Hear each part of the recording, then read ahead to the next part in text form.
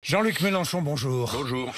L'avenir en commun, c'est votre livre programme publié aux éditions du Seuil. On va parler du meeting, votre premier meeting en fait de campagne. Ah, ne me dites pas ça, Monsieur Bourdin. Oui. J'en suis au 5e ou 6e. Si vous Oui, me mais dites que c'est le premier. oui, mais un meeting auquel vous tenez particulièrement. On va expliquer pourquoi ce matin. On va parler du Covid d'abord, parce que c'est l'actualité, aggravation très rapide de l'épidémie. Jean-François Delfraissy était à votre place hier matin, président du conseil scientifique. Il parlait de vaccination. Il disait 10 fois plus de risques de se retrouver en soins intensifs pour un non-vacciné, 10 fois moins de risques de finir en réanimation pour un vacciné. Alors que feriez-vous? Faut-il rendre la vaccination obligatoire? L'Allemagne y réfléchit et va le faire. L'Autriche l'a déjà fait. D'autres pays sont en cours. Qu'en pensez-vous? Bon, d'abord, moi j'ai fait le même. J'ai suivi le raisonnement qui vous a tenu hier matin. Je suis vacciné pour cette raison. Je veux que les gens. J'ai tout fait. Pas le troisième, là, c'est en route. J'ai le rendez-vous. Non, et je veux qu'on m'entende. Je fais mon boulot à ma place d'homme politique qui porte une parole publique. Donc l'Organisation mondiale de la santé dit il faut convaincre et pas contraindre. Moi je ne suis pas virologue et je ne sais pas à quelles conditions d'une manière générale l'OMS dit on peut rendre obligatoire. Donc je m'inscris là-dedans. Et je dis aux gens, je me suis fait vacciner pour diminuer le risque. Et en effet, on diminue le risque. Donc, vous donnez l'exemple. je ne sais pas si je donne l'exemple, mais je donne à réfléchir. Voilà. Chacun dans sa partition doit faire ce qu'il a à faire. Mais je ne dis pas faites ceci ou faites cela. Je ne le dis pas. Parce que je sais que ça ne sert à rien, au point où on en est. Mais par exemple, si je donne une manière de faire, ça fait réfléchir. Bon. Après, mon rôle politique, c'est plutôt de trouver le chemin. On nous dit convaincre, pas contraindre. Quand les gens sont pas convaincus, on s'en prend aux pas convaincants, les gens comme moi, plutôt qu'aux pas convaincus.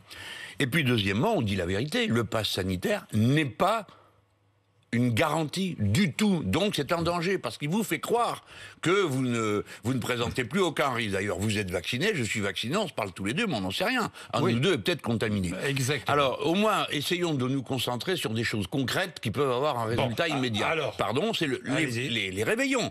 Tout le monde va faire les réveillons. C'est un rite sacré en France, c'est normal. Bien, il faut que les tests redeviennent gratuits pour que chacun puisse aller à la fête de famille en responsabilité. Si vous êtes contaminé, les gens... Ils sont gratuits pour les vaccinés, les tests. C'est ce que je comprends pas. Alors il faudrait savoir, soit les vaccinés... Ils sont gratuits pour les vaccinés. Mais c'est pas eux qui posent un problème, c'est les autres. Ah si, les vaccinés peuvent transmettre. Bien, donc puisqu'ils peuvent transmettre et que c'est gratuit pour eux, pourquoi pas pour les autres? Mais pourquoi, Jean-Luc Mélenchon? M. Bourdin, arrêtons-nous sur cette contradiction. Oui. Si on est tous d'accord pour dire que le test est gratuit pour les vaccinés parce qu'ils peuvent continuer à contaminer, à plus forte raison, ceux qui ne sont pas vaccinés. Donc, il faut que le test soit gratuit. Mais la vaccination est gratuite aussi, Jean-Luc Mélenchon. Pour ceux qui sont vaccinés, pas pour les autres. Oui, mais quelle est l'utilité de la vaccination? Elle n'est pas... Attendez, on s'est emmêlé, excusez-moi, là, je viens de m'emmêler. Elle n'est pas pour... Oui, vous êtes emmêlé. Oui, vous êtes emmêlé. Elle n'est pas la pour vaccination est gratuite, mais le test n'est pas gratuit. Non. On est d'accord. Le test n'est pas... Mais alors, monsieur Bourdin, donnez-moi, ça ne va pas vous arracher la bouche, de me donner acte du fait que c'est une meilleure idée d'avoir un test gratuit que de voir quelqu'un qui arrive à la fête de... Mais la vaccination, elle l'est gratuite. Mais vous savez pourquoi je vous parle de la vaccination gratuite et de la gratuité de la vaccination? Parce que la vaccination permet non pas de ne pas transmettre, mais surtout elle permet de ne pas envoyer à l'hôpital des malades graves. Mais vous n'avez pas et c'est le plus important. Je suis vacciné, bon, stop. C'est le plus important. Bourdin, stop. Donc, voilà. Et le test est gratuit pour les vaccinés. Vous savez quoi? Vous devriez faire la même chose pour l'inscription sur les listes électorales, parce qu'il n'y a aucune campagne publique. Oui, aucune campagne. Là, je suis d'accord.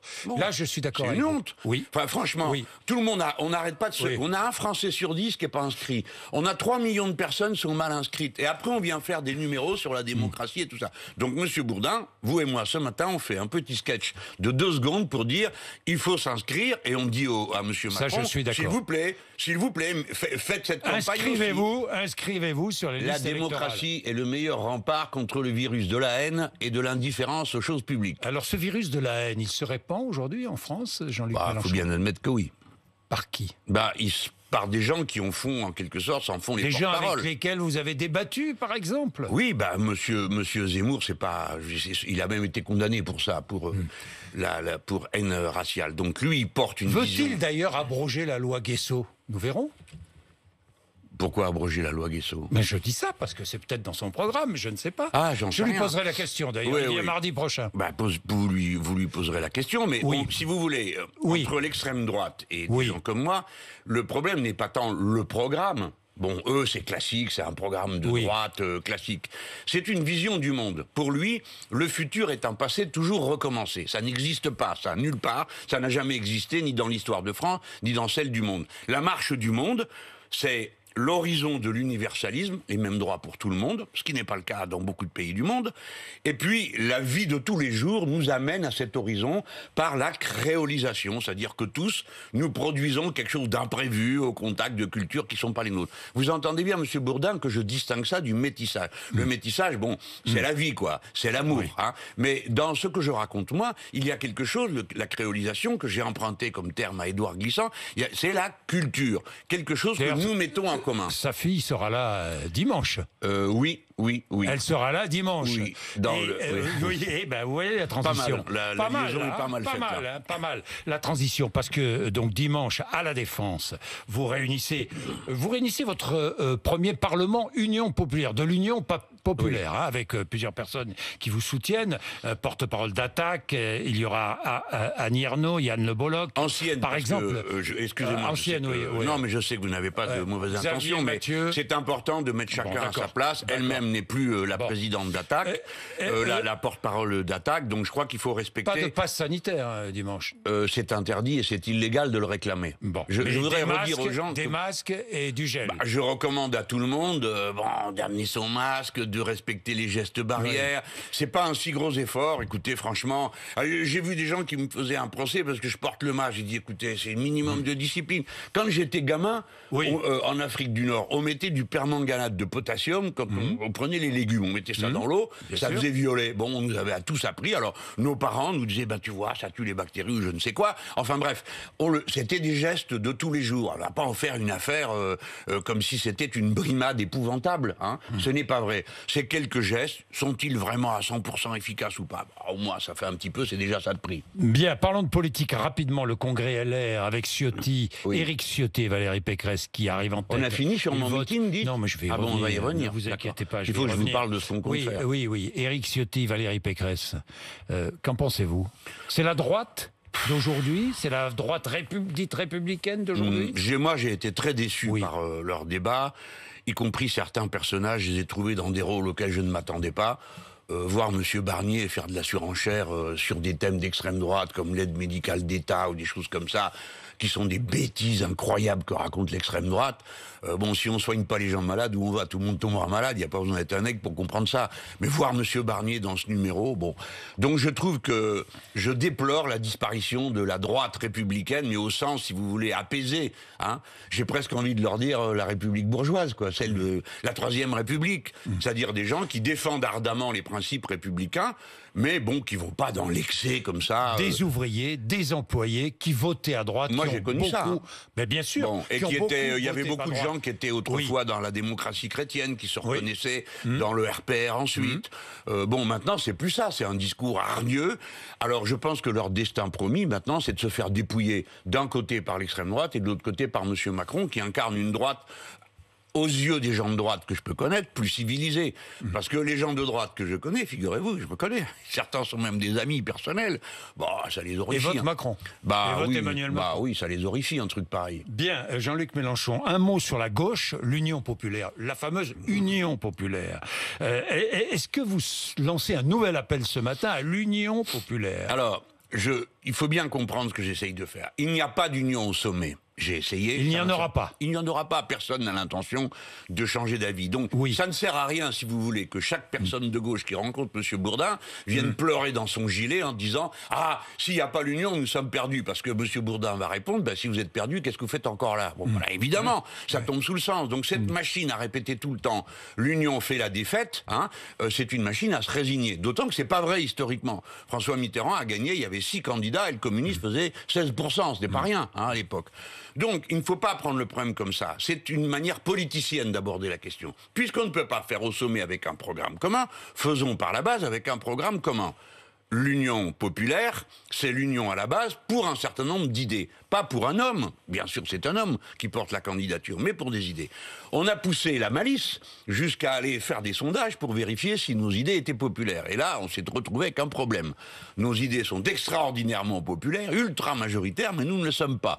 Donc c'est cette contradiction que nous devons régler. Comment allons-nous la régler? En faisant campagne, bon sang. Une démocratie, c'est une campagne. On explique, et puis à la fin, le peuple vote, et c'est lui qui a raison. C'est lui qui décide. Donc il faut faire campagne. Mais il faut faire campagne dans des conditions où le programme est porté par des gens significatifs. Quand Madame Aurélie Trouvé accepte de participer au Parlement de l'Union populaire, eh bien, nous lui proposons de... Ancienne présidente d'Attaque. Ou porte-parole d'Attaque, elle ne l'est plus. Porte-parole, oui, c'est pour alors, ça pourquoi, je dis ancienne. Pourquoi on pense qu'elle est bien placée pour faire ce travail? C'est parce que justement, Attaque, il y a tout le monde dedans, il n'y a pas de parti particulier. Donc, elle a le savoir-faire. Mais bien d'autres, des intellectuels, des syndicalistes, des représentants d'associations. Pour nous, c'est ça l'Union populaire. C'est des gens qui s'engagent pour faire vivre des idées, faire avancer les idées d'un programme, parce que le programme que je porte, ce n'est pas le programme de 10 publicitaires et 4 experts. Alors, je vais revenir. C'est un programme qui vient des associations et des syndicats. Je vais revenir sur la gauche et sur cette gauche populaire qui ne vote pas, qui s'abstient, ou qui vote Marine Le Pen et qui ne vote pas forcément à gauche. Oui. Si, Jean-Luc Mélenchon, ça existe, vous le savez bien. J'ai pas dit le mais contraire. un mot. Bon, d'accord. L'affaire Hulot, est-ce que l'affaire Hulot fragilise Yannick Jadot? Mais quel rapport avec la gauche Non, populaire je vous dis qui ça. s'abstient? Non, parce que vous attendez, vous avez un bon diagnostic, creusons-le. Vous n'allez pas me faire Éric Zemmour face à Gilles Boulot. Quoi Qu'est-ce qui s'est passé? J'ai pas regardé. Non, pas regardé. Bon, d'accord. Non, parce que c'est moi qui pose des questions. J'étais à Centrale Nantes à la même heure, une école d'ingénieurs où je me faisais expliquer comment on allait remplacer les centrales nucléaires. C'est moi qui pose des questions. J'ai juste deux questions sur Hulot. Est-ce que l'affaire Hulot fragilise Yannick Jadot? Je vous dis ça parce que apparemment, à Europe Écologie Le Vert, on savait beaucoup de choses. Non, je sais pas, j'y suis pas moi. Bon, non, puis j'aime pas accabler. Vous savez, cette histoire de l'homme qui a vu l'ours, qui connaît le pingouin, qui. Je sais pas. Ça vous intéresse pas? Pas vraiment, pour être honnête, parce que si vous voulez, avec honnête. Yannick Jadot, qui est le candidat désigné d'Europe Écologie Les Verts, il y a des terrains de proximité sur le programme qui sont hyper évidentes, il y a des divergents, on peut en parler, ça me paraît être le vrai sujet. Les Verts ne méritent pas d'être réduits à un événement finalement assez fortuit. Alors, à propos de meeting... fortuit, c'est par hasard que ça se produit. Ça aurait pu se produire à un autre moment. Ça tombe dans la campagne présidentielle. Ça aurait pu être un autre moment. C'est une situation qui est importante, qui est grave. Mais je vais pas discuter de ça avec eux. Je vais discuter avec eux de savoir si la planification écologique, ça part du terrain, comme je le souhaite, ou de l'État, comme ils le disent. Jean-Luc Mélenchon, Éric Zemmour doit tenir meeting, lui aussi, dimanche. Le président du conseil départemental de Seine-Saint-Denis veut interdire ce meeting. C'est stupide ou pas? Je ne sais pas pourquoi il le décide. Si c'est à cause des opinions de M. Zemmour, il a tort. Et c'est pas son rôle. Si c'est parce qu'il y a un risque de trouble à l'ordre public, ça fait partie des prérogatives du président d'une assemblée que de dire il y a trouble de l'ordre public et de demander qu'une réunion publique soit interdite. Ce que je veux dire, c'est que si jamais quelqu'un avait l'illusion que c'est en interdisant un meeting qu'on fait reculer des idées. C'est pas juste, parce que le principe de la démocratie, même, c'est d'écouter aussi ce qui vous déplaît.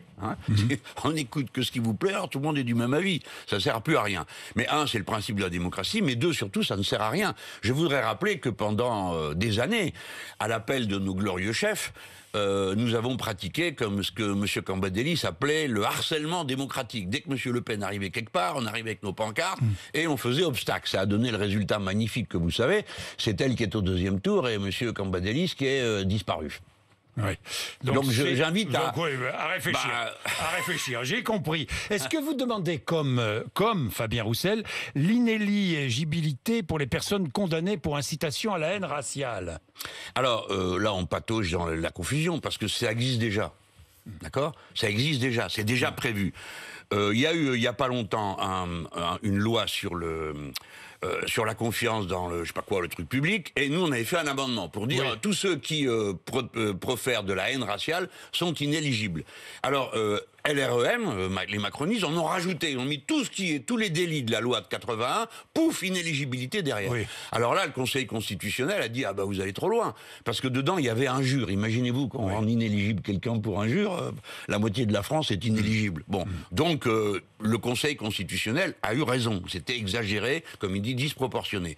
Donc là, monsieur Fabien Roussel a déposé une résolution à l'Assemblée nationale qui est brillante, et il l'a défendue avec beaucoup de talent. Et elle dit autre chose. Elle dit, le garde des Sceaux doit dire au procureur que dans leur plaidoirie, ils doivent demander au juge l'inéligibilité. Bon, ça mange pas de pain, c'est une indication, voilà. Et bien malgré ça, ils ont quand même voté contre à l'Assemblée nationale. Donc on a trouvé ça un peu étrange. Bon, voilà. Moi, je suis pour qu'on rende inéligible pour la raison suivante.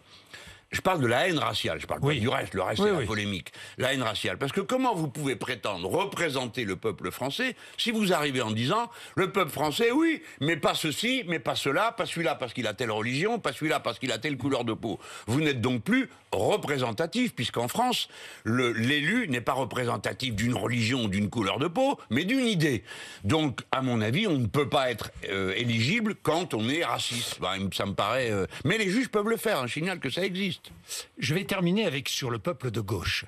Dans une élection, chacun cherche son peuple. Vous allez être d'accord avec moi, Jean-Luc Mélenchon. Non, mais bon, regardez, 62% des Français estiment que les chômeurs pourraient trouver du travail s'ils le voulaient vraiment. C'est une erreur. Vous avez vu ça ? Oui, c'est une erreur, mais enfin 62% Mais vous êtes d'accord pour dire que c'est une erreur? Je ne sais pas être d'accord. Mais si, c'est des maths. Si vous prenez le nombre d'emplois qui sont soi-disant offerts et le nombre de chômeurs, vous avez, supposons qu'il y ait vraiment 1 million d'emplois non satisfaits parce que les gens ne veulent pas aller bosser. Vous avez 6 millions de chômeurs, ça vous en fait 5 qui restent de rade. Donc c'est pas vrai que les gens ne veulent pas travailler. Alors je vous le démontre quand vous voulez. Vous voulez vous adresser aux classes populaires, mais elles ont beaucoup changé, ces classes populaires. Vous le savez, les ouvriers, les employés ont été remplacés par... Il y a moins d'ouvriers. Il y a plus de métiers. Si, c'est vrai. Il y a plus de personnes, classe populaire, qui travaillent dans la logistique, qui travaillent dans la livraison, qui travaillent dans les services à la personne. Si, au sens large. À la sous-traitance, par exemple, à la sous-traitance. Ça a beaucoup changé. Mais ils ne se sentent plus représentés, ni par les politiques, ni par les syndicats. Comment allez-vous faire pour les reconquérir? Beaucoup sont partis chez Marine Le Pen. Beaucoup de ceux-là. Qui ne vivent plus en centre-ville. Parce qu'ils n'ont plus les moyens de vivre en centre-ville. Vous dites tout pour moi, là. Non. Très bien, Bourdin, il ne vous reste plus qu'à voter pour moi. Mais c'est ce que je dis. Alors, d'abord, commençons par le truc traditionnel des ouvriers qui votent Marine Le Pen. C'est toujours pareil. Hein. Les classes populaires, quand il y a les gilets jaunes, bouh, ils sont antisémites. Quand on va voter, bouh, ils sont pour l'extrême droite. Et bref, ils ont tous les défauts du monde. Hein. Non, il faut arrêter avec ça. Il y a toujours eu... Écoutez, mais attendez, laissez-moi parler. Oui, alors allez-y. C'est moi qui vous pose les questions et vous répondez ou l'inverse. Allez-y, perdons pas de temps. Non, donc, et vous me faites perdre en cours de route. Allez-y. Alors, les gens, il y a toujours eu dans la classe ouvrière une proportion d'ouvriers qui votaient, c'est normal, à droite. Et ces ouvriers ont ensuite, ils n'étaient pas nombreux au début, ils étaient 30%.